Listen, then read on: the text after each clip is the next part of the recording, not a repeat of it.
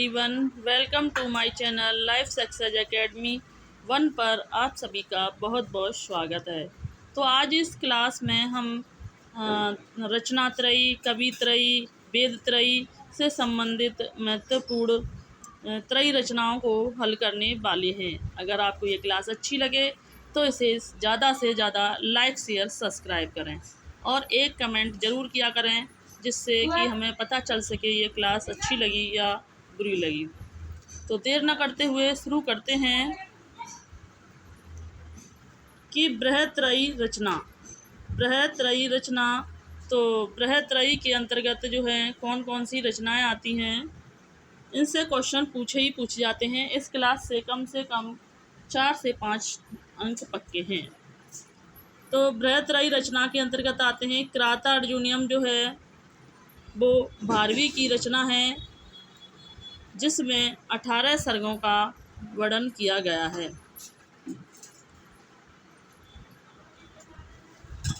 Number 2 है शिशुपाल वध। शिशुपाल वध जो है यह माघ की रचना है और इसमें 20 सर्गों का वर्णन किया गया है।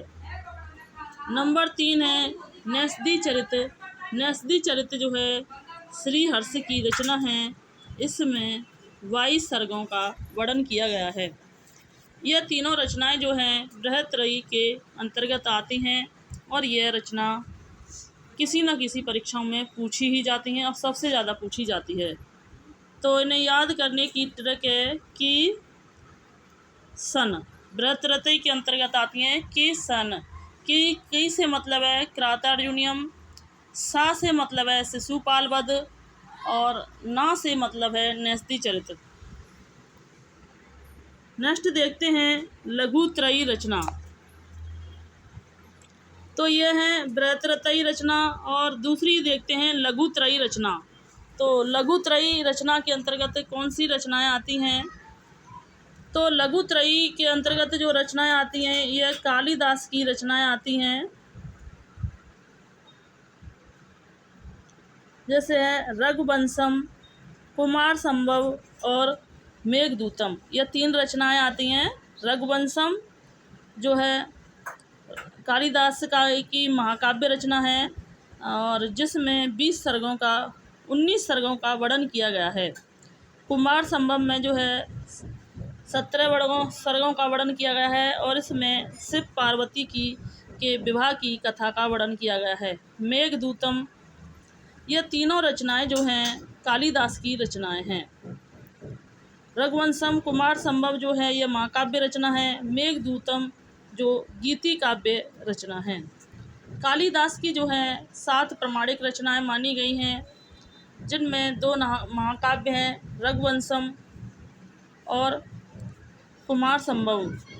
3 नाटक हैं, अभिज्ञान शाकुंतलम, विक्रमोर्वशीय, मालविका अग्निमित्रम और 2 गीति काव्य हैं, ऋतु संगारम और मेघदूतम। नेक्स्ट देखते हैं त्रय मिश्र बंधु। तो त्रय मिश्र बंधुओं के अंतर्गत 3 मिश्र बंधु जो हैं वो 3 भाई थे और यह तीनों भाई कौन कौन से हैं? गणेश बिहारी मिश्र, श्याम बिहारी मिश्र और सुखदेव बिहारी मिश्र हैं। तो मिश्र त्रय के अंतर्गत ये तीनों भाई आते हैं, गणेश बिहारी, श्याम बिहारी और सुखदेव बिहारी मिश्र जो हैं ये त्रय मिश्र बंधुओं के अंतर्गत आते हैं। इनसे भी क्वेश्चन पूछा जाता है। हमने इस क्लास में जो है सभी महत्वपूर्ण त्रय कवियों को शामिल किया है।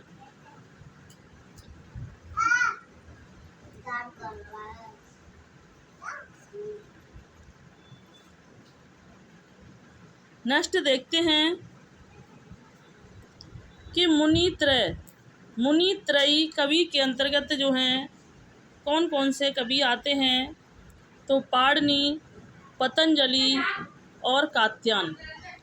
तो मुनित्रयी के अंतर्गत आने वाले जो हैं पाणिनि, पतंजलि और कात्यायन जो हैं मुनित्रयी के अंतर्गत आते हैं और यह क्वेश्चन जो है 2021 में TGT में पूछा गया क्वेश्चन है।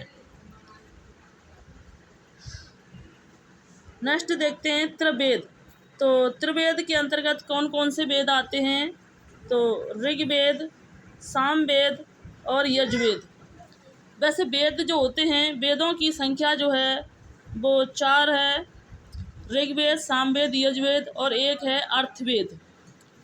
यह 4 वेद होते हैं, लेकिन त्रिवेद के अंतर्गत अर्थवेद को शामिल नहीं किया जाता है। ऋग्वेद जो है सबसे पुराना वेद है, जिससे गायत्री मंत्र लिया गया है। सामवेद में जो है संगीत की बात कही गई है। यजुर्वेद में जो है गद्य पद्य मिश्रित काव्य का वर्णन किया गया है। और अर्थवेद जो है वो जादू टोने से संबंधित है, जो त्रयवेद में शामिल नहीं किया गया है। नेक्स्ट देखते हैं कि नई कहानी के बृहत्रतई कवि कौन कौन से हैं। तो नई कहानी बृहत्रतई के जो कवि हैं, कमलेश्वर, मोहन राकेश और राजेंद्र यादव, यह जो हैं नई कहानी के बृहत्रतई कवि हैं। कमलेश्वर, मोहन राकेश और राजेंद्र यादव जो हैं नई कहानी के बृहत्रतई कवि माने जाते हैं। नेक्स्ट देखते हैं कि ब्रजभाषा के त्रय कवि कौन से हैं। तो ब्रजभाषा के जो त्रय कवि हैं, भारतेंदु हरिश्चंद्र, सत्यनारायण कविरत्न और जगन्नाथ दास रत्नाकर। तो ब्रजभाषा के त्रय कवि भारतेंदु हरिश्चंद्र, सत्यनारायण कविरत्न, जगन्नाथ दास रत्नाकर हैं। तो भारतेंदु हरिश्चंद्र का जन्म जो है वो 1850 ईस्वी में हुआ था और मृत्यु जो है 1885 ईस्वी में हुई थी। भारतेंदु हरिश्चंद्र जो हैं भाद्रेंद्र मंडल के कवि हैं। इन्होंने भारतेंदु हरिश्चंद्र पत्रिका का प्रकाशन 1873 में किया था और कवि वचन सुधा जो है 1868 में प्रकाशित रचना है। बाला बोधनी जो है 1874 में प्रकाशित पत्रिका है। सत्यनारायण कविरत्न जो हैं यह भी ब्रजभाषा के ही कवि हैं। जगन्नाथ दास रत्नाकर भी एक ब्रजभाषा के कवि हैं। इनका जन्म 1866 ईस्वी में हुआ था। उदो शतक और जो है इनकी प्रमुख रचना है। नेक्स्ट देखते हैं त्रय कवि। तो त्रय कवि के अंतर्गत कौन कौन से कवि आते हैं। तो माघ, भारवी, कालिदास, ये जो हैं संस्कृत के त्रय कवि के अंतर्गत आते हैं। माघ जो है, माघ की रचना शिशुपाल वदम जो है माघ की रचना है। न्यस्ती चरितम, क्राता अर्जुनियम जो है भारवी की रचना है। रघुवंशम, कुमार संभव जो हैं कालिदास की रचना है। नेक्स्ट देखते हैं कि पाषाण त्रय के अंतर्गत जो है कौन कौन सी रचनाएं आती हैं। तो पाषाण त्रय के अंतर्गत क्राता अर्जुनियम के प्रथम 3 सर्गों का वर्णन जो है वो पाषाण त्रय के अंतर्गत किया जाता है, तो उन्हें पाषाण त्रय कहते हैं।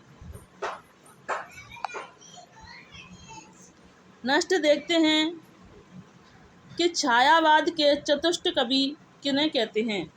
तो छायावाद के चतुष्ट कवियों में जो आते हैं वो प्रसाद, जयशंकर प्रसाद, सुमित्रा नंदन पंत, निराला और महादेवी वर्मा, ये जो चारों कवि हैं वो छायावादी चतुष्ट कवियों के अंतर्गत आते हैं।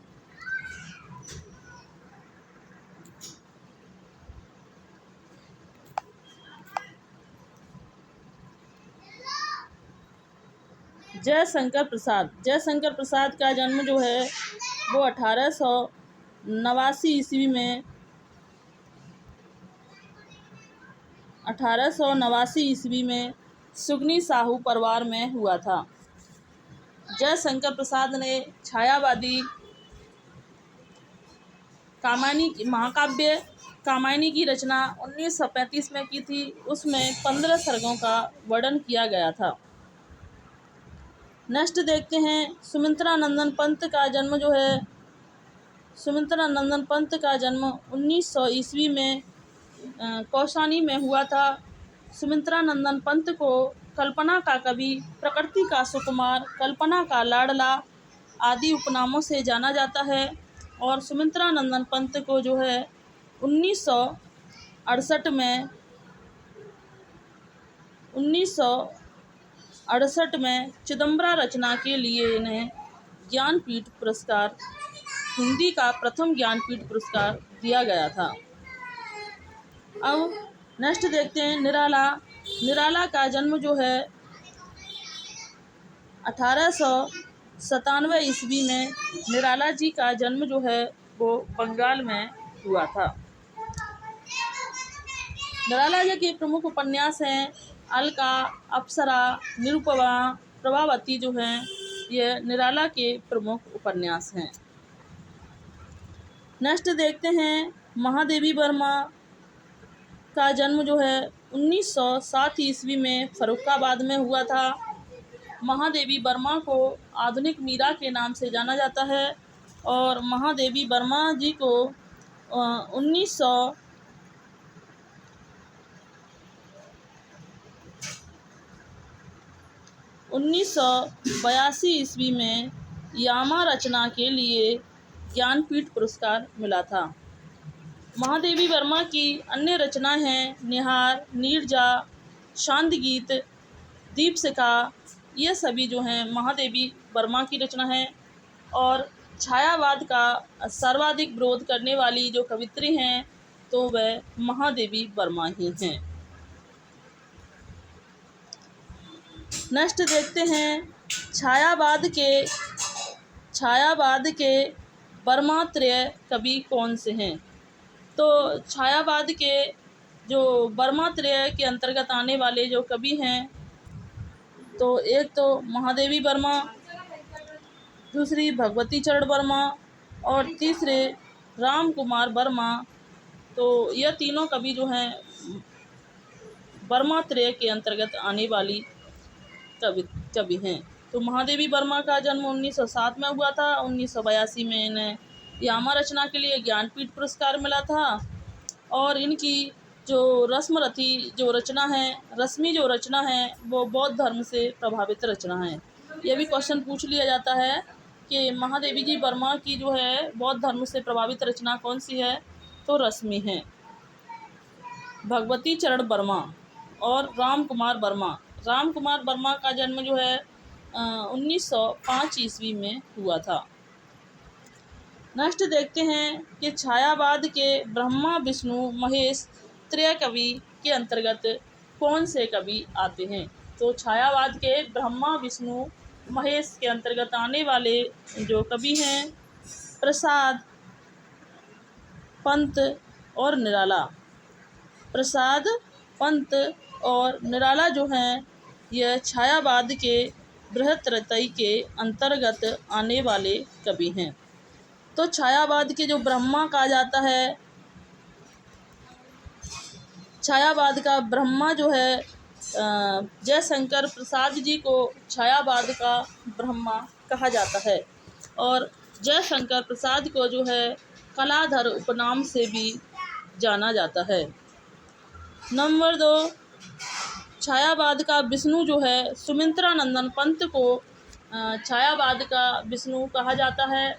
और सुमित्रा नंदन पंत को कल्पना का कवि, प्रकृति का सुकुमार, कल्पना का लाडला आदि विभिन्न उपनामों से जाना जाता है।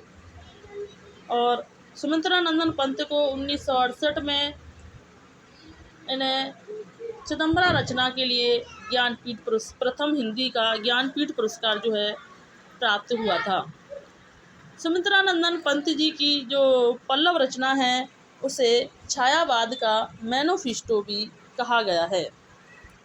और छायावाद का जो महेश कहा जाता है तो वह निराला जी को छायावाद का महेश कहा जाता है।